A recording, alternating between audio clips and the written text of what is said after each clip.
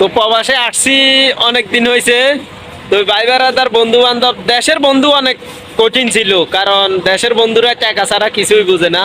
এই দূর প্রবাসের বন্ধুরা টাকা 1000 টাকা দিলেও বন্ধুরা নেয় না, কারণ দূর প্রবাসে বন্ধু মিলে তো অনেক কষ্ট, কিন্তু যে বন্ধু হবে সে আপনের থেকেও বেশি হবে, কারণ এই দূর প্রবাসে তারও আপন কেউ নাই।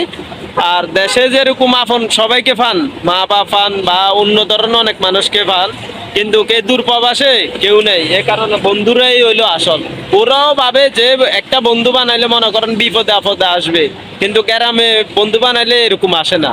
এ দূর প্রবাসে কিন্তু বন্ধু ভাই বেড়াদার যারা আছে, সম্পর্ক যাদের সাথে একবার করবেন তাদের সাথে যে সম্পর্ক করবে সারা জীবন থাকবে, এটা মনে রাখবেন। আর দেশে যদি বন্ধু বানান এগুলা ওয়ান টাইম, আমার সবাই ভুলে গেছে।